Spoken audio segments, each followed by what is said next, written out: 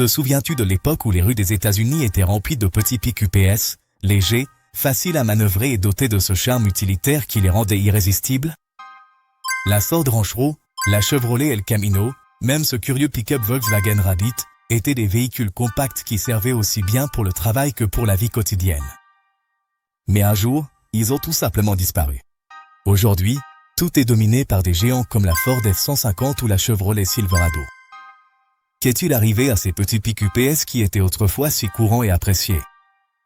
Pourquoi n'existent-ils plus chez les concessionnaires, même pas en option? La réponse n'est pas aussi simple que les gens ont arrêté de les acheter.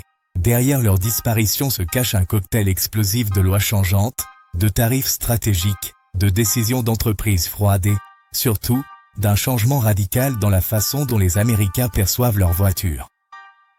Dans cette vidéo, je vais te raconter toute l'histoire. Pourquoi les petits pick UPS ont disparu des États-Unis, ce qui les a remplacés et s'il y a une chance qu'ils reviennent un jour. Il fut un temps où posséder un petit pick-up aux États-Unis n'était pas seulement pratique, c'était presque poétique. C'était dans les années 70 et 80. Le monde changeait à toute vitesse et les rues américaines se remplissaient de camionnettes compactes qui combinaient le meilleur des deux mondes. Elles étaient travailleuses et en même temps adaptées à la ville. Imagine-toi au volant d'une Chevrolet El Camino, ou peut-être préfères-tu un pick-up Volkswagen Rabbit. Il y avait aussi la Ford Ranchero, la Dodge Rampage ou la Plymouth Scamp, des modèles au nom qui résonnent aujourd'hui comme des reliques de musée, mais qui, à l'époque, faisaient partie du quotidien. Mais le plus important, c'est ce qu'elles représentaient, une époque où tout n'avait pas besoin d'être plus grand, plus puissant, plus cher. Ces camionnettes parlaient le langage de la simplicité. Elles étaient l'équilibre parfait entre utilité, économie et style. Et puis, quelque chose a changé. Le marché ne voulait plus un outil, il voulait une déclaration de puissance. Et ce qui suffisait autrefois avec 2 portes et une petite benne arrière devait désormais avoir une double cabine, des écrans numériques, une transmission intégrale et assez de hauteur pour dominer la circulation. Pour comprendre la disparition des petites pick-up, il faut regarder du côté des gens, car ce n'est pas la camionnette qui a changé, c'est le consommateur américain. Au cours des années 80 et 90, une transformation silencieuse mais irrésistible a commencé. Les pick-up ont cessé d'être de simples outils de travail pour devenir des symboles de style de vie, de statut, voire d'identité. Mais à mesure que l'économie prospérait et que les banlieues s'étendaient, quelque chose a changé dans l'esprit du consommateur. Il ne suffisait plus que le véhicule remplisse sa fonction, il devait désormais impressionner. Les constructeurs, bien sûr, ont entendu cette nouvelle mélodie du marché. La Ford F-150, la Chevrolet Silverado et la Ram 1500 ne sont pas seulement devenues plus populaires, elles sont devenues de véritables icônes culturelles. Dans certaines régions, surtout dans le sud et le centre du pays, posséder un grand pick-up était synonyme de réussite personnelle et de pouvoir économique, et les modèles plus petits n'avaient tout simplement plus leur place. Cela ne veut pas dire que les petits pick-up étaient mauvais, bien au contraire. Mais sur un marché où le désir l'emporte sur le besoin, la logique s'incline face à l'émotion, et cette émotion penchait pour le grand. Dans toute grande histoire de transformation, il y a un détail caché qui, bien que semblant insignifiant, change le cours de tout. Dans le cas des petits pick-up aux États-Unis, ce détail fut une série de réglementations fédérales qui ont modifié la forme même des véhicules. Pour comprendre cela, il faut remonter aux années 1970. À cette époque, de nombreux camions légers, notamment pour la livraison et le transport de marchandises, utilisaient le design appelé « cabot vert » ou cabine sur le moteur, idéal pour manœuvrer en zone urbaine et, surtout, permettant de respecter une réglementation clé, la longueur totale autorisée de l'ensemble remorque plus camion. Mais en 1982, les États-Unis ont changé les règles, littéralement.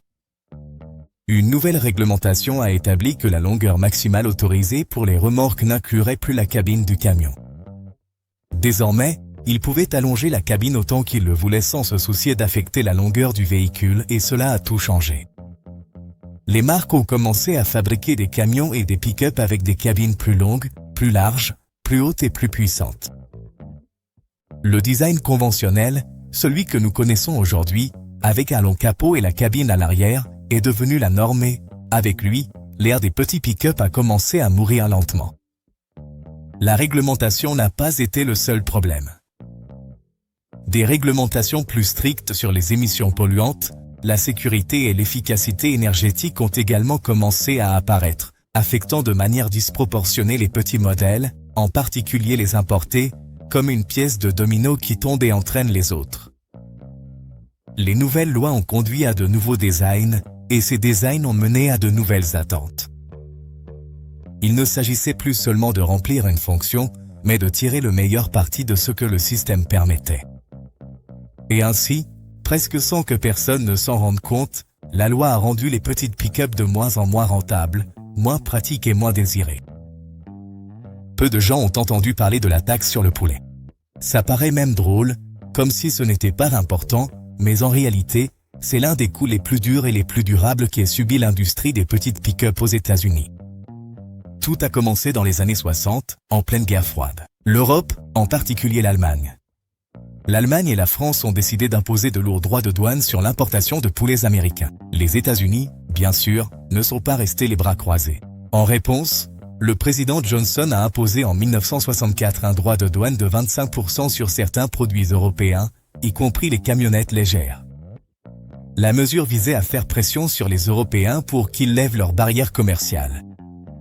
Mais, même si les tensions se sont apaisées avec le temps, la taxe douanière n'a jamais été supprimée, car évidemment, fabriquer un petit pick-up au Japon ou en Allemagne pouvait être bon marché, mais une fois ce véhicule arrivé sur le sol américain, son prix explosait littéralement.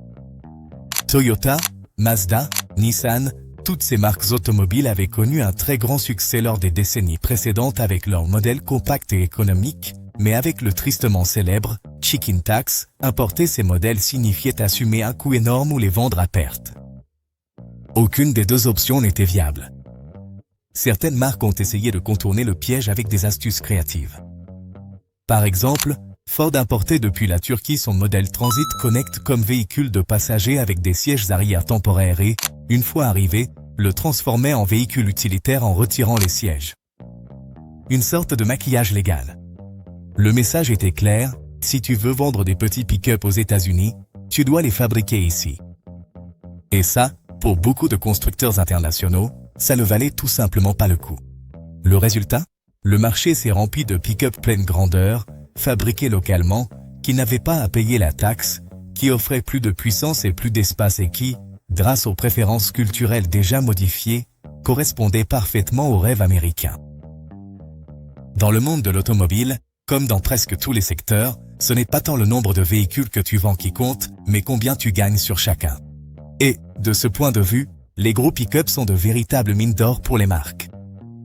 Prenons un exemple concret, le Ford F-150, le véhicule le plus vendu aux États-Unis depuis des décennies. Rien qu'avec ce modèle, Ford génère chaque année des milliards de dollars de bénéfices nets. Pas de chiffre d'affaires, des bénéfices. En comparaison, un pick-up compact ne rapporte que quelques centaines ou milliers de dollars par unité. La différence est énorme. En revanche, avec un petit pick-up, il n'y a pas autant de marge pour gonfler le prix sans sortir du segment économique.